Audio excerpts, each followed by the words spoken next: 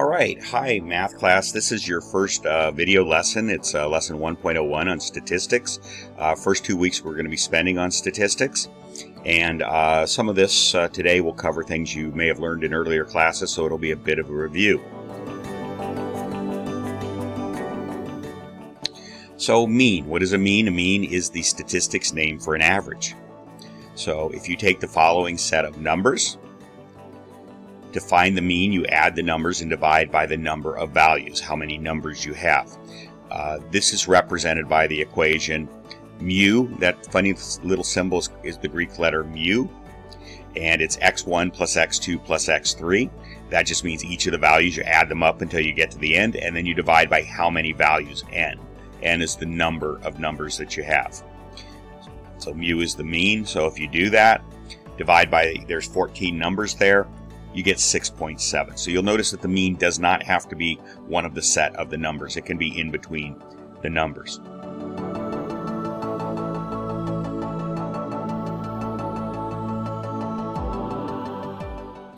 Okay, our first unit is statistical inferences. Statistical inferences are conclusions we can draw from examining statistics. We will explore normal distributions by collecting empirical, that is experimental data.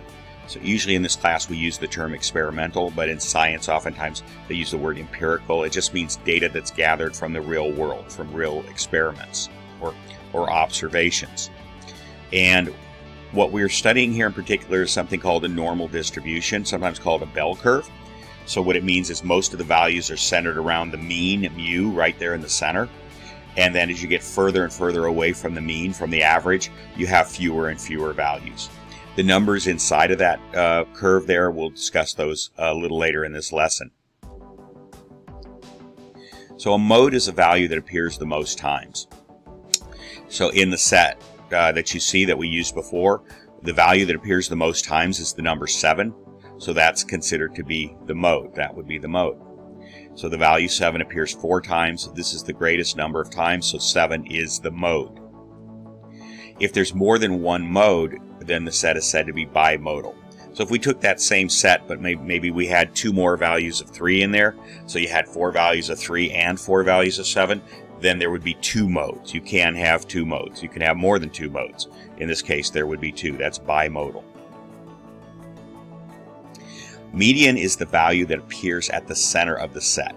So half of the values fall below the median, half fall above the median.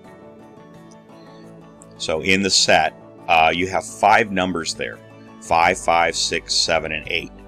So the number 6 is the median because half the values are below the 5 and the 5, and half the values are above the median, the 7 and the 8. So the 6 is the one right in the middle.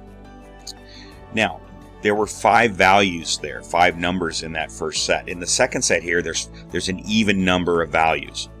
When there's an even number of values, there's an additional step. So there are 2 numbers in the middle, the 6 and the 7 that are in the red box. So you'll notice that below the 6 there's 6 numbers, and above the 7 there's 6 numbers. So you have 2 there in the median. So how do you deal with that? Do you just count both of them? And the answer is no.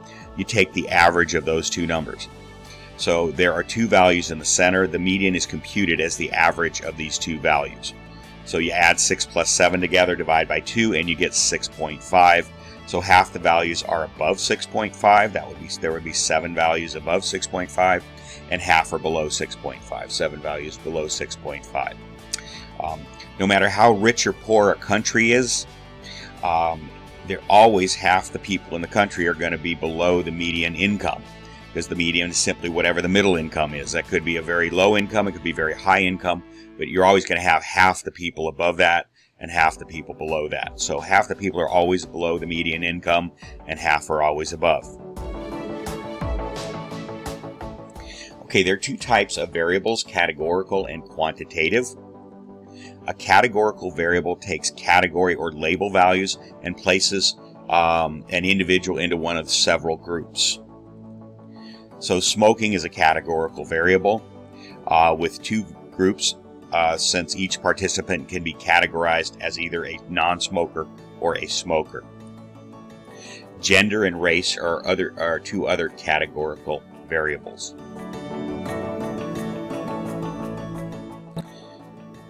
Okay, so there's two types of variables, quantitative and categorical, and quantitative variables take numerical values and represent some kind of measurement. So age is an example of a quantitative variable because it can take on multiple numerical values. Weight and height are also examples of quantitative variables. They take on number values. So here's an example. If you could categorize a dog, or you classify a dog in several ways. On the left are numerical or quantitative ways. So it has 4 legs. That's a number. 2 brothers. Its weight, 25.5. Its height. Those are all numeric values. Those are quantitative variables. On the other side, you have what are called qualitative or categorical. And those two words can be used interchangeably here. So, the color of the dog's fur, black or brown. Does it have long hair or short hair? Does it have lots of energy? Yes or no? Now, energy could be measured somehow quantitatively, but in this case, they're saying that it's not. So, you can see there are different ways that you can measure the same thing. Okay, a histogram displays data that is grouped in buckets or bins. And you'll notice the graph down there on the bottom. The vertical axis is called frequency. That simply means how many times something happens. And the horizontal axis, they use the word bin there. Sometimes it's called a bucket. It's just a grouping of your data. You don't necessarily want to know each point. You just want to know what general category it's in. So a teacher might want to create bins with intervals of 2 points in order to assign grades for a quiz. Then examine the number of students at each grade level. So a histogram provides a visual way to see the grades of the students. And histograms display quantitative data, so the horizontal bottom axis contains numbers. And we call those groupings bins or buckets. A bar graph looks like a histogram, but it has a different purpose. A bar graph or bar chart displays categorical data, non-numeric data. So categorical data is non-numeric, such as fruits and vegetables listed on the bar graph below. A dot plot uses a dot to count the number of units in each category. Dot plots can be used in place of histograms or bar graphs. So you'll notice there's no vertical axis over on the left side with numbers on it, because all you need to do is count the number of dots, and each dot could represent a box. So you would have 8 boxes of popcorn, 4 boxes of pretzels, 5 boxes of M&Ms, like at a movie theater. And so that's what the dot represents. You need to know what each dot represents, though, but you don't have to actually write the numbers down. Okay, standard deviation. So precision is how closely grouped the measurements are to one another. Precision is determined by a measure called standard deviation, and that funny symbol is called a sigma. It's a lowercase Greek letter sigma. And that's the symbol for standard deviation. Sometimes, though, they just use the abbreviation SD for standard deviation. Standard deviation gives a number value for how spread out your measurements are.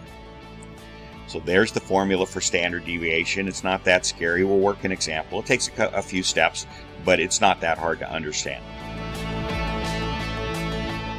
So example, find the mean, average, and standard deviation of the following sets of numbers. So set 1 is 19, 20, 21, and set 2 is 10, 20, 30. So for set 1, you add the 3 numbers together and divide by 3. 19, 20, 21 divided by 3, and you get 20. For set 2, you do the same thing. Add the numbers together, 10, 20, 30, divide by 3, and you also get 20. So they both have the same average. But as you can see just by looking at them, set 2 is more spread out. So both sets have the same average, 20, however the values of set 2 are more spread out. So let's actually work a standard deviation. Okay. So the first step is, you make a table with 4 columns, you list the data values. In the first column, 19, 20, 21. Second, you take the average that we computed on the previous slide and you put that in the second column on all three lines. Now you take the difference or deviation. Difference, deviation, same thing. So 19 minus 20 is negative 1, 20 minus 20 is 0, and 21 minus 20 is positive 1. and then you square the deviation. So -1 squared is +1, 0 squared is 0, and 1 squared is 1. And then the final step is, oops, I haven't been listing the steps. There you go. List the mean values. That's the second column. Subtract the mean value from each data value. That's the third column. And finally, square the differences and sum. So we squared them all, and then you add them up. 1 plus 0 plus 1 equals 2. That funny symbol down there is also the Greek letter sigma, but it's uppercase. It's capital sigma. It looks like a jagged E or a crooked E. But that means summation. And the number over on the bottom left, n equals 3, is the number of values that you have. So you have 3 values originally. So here's the formula. So what you just computed is what's on the top of that ratio on the right. You computed the summation, that's the sigma, large sigma, of the deviation squared. You took the deviation squared, you found the deviation squared, and you added them up. And then on the bottom, n minus 1 is, n is 3, so it's going to be 3 minus 1. And then the small sigma over there on the left is the standard deviation. So this is the formula. Okay, same thing here. Let's do this. So we first list the data values in the left column, list the mean value in the second column. You subtract them. 10 minus 20 is -10, 20 minus 20 is 0, 30 minus 20 is 10. And then you square those. So -10 squared is 100, positive 100, 0 squared is 0, 10 squared is 100. And now the deviation squared, you add them up, and you get a summation of 200. And again, you also have 3 values here. So we're going to put those numbers into this same equation. So here we go. For Sat1, our summation of the deviation squared is 2. The n minus 1 is 3 minus 1 is also 2. 2 over 2 is 1. Square root of 1 is 1. So the standard deviation for Sat1 is 1. For Sat2, the sum of the deviations is 200. N minus 1 is again 3 minus 1 is 2. So 200 divided by 2 is 100. The square root of 100 is 10. So you can see just numerically that the more spread out the data is, the larger the standard deviation is going to be. So the higher standard deviation of set 2 indicates that the data in this set are more spread out than the data in set 1. So here's a rule of thumb, and we're gonna study this, is that 68% of the values fall within 1 standard deviation of the mean. This small data set is not enough data points to see it here, but we're going to give an example where you can see it.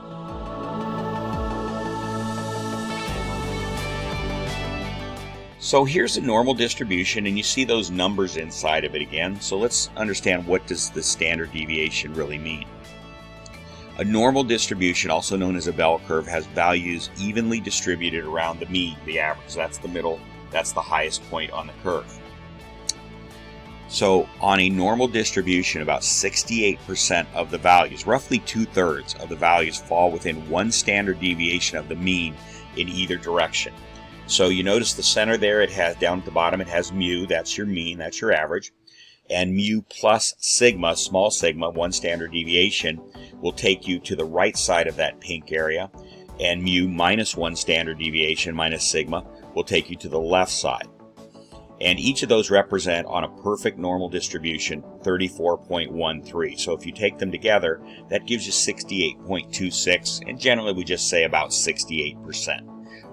So 68% of your values are going to fall within 1 standard deviation of the mean. So about 2/3 of them will.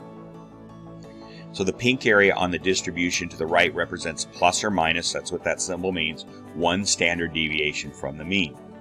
Now what about the other colors? The pink and the blue combined, if you take the pink area and the blue areas and put them all together, then that's going to be 2 standard deviations from the mean. If you go to the right, it's plus 2 standard deviations. If you go to the left, it's minus 2 standard deviations.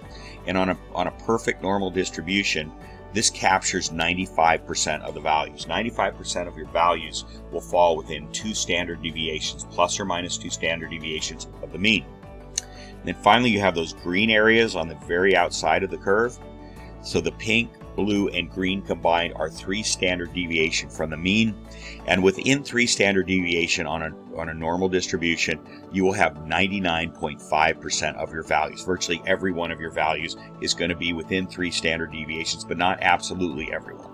But pretty much every one of them is going to be within 3 standard deviations of the mean. So let's do an example with some numbers here. So the following shows the scores on a 12-question quiz. And there you can see, so we've kind of plotted it in the form of a dot plot, where we just place the numbers in different columns and we stack them up. As you have more of that one same score, it stacks up higher and higher. And you'll notice it kind of forms a normal distribution. It's not perfect, it's kind of lopsided, but it does kind of form a normal distribution. So let's test out the idea that 68% fall within 1 standard deviation.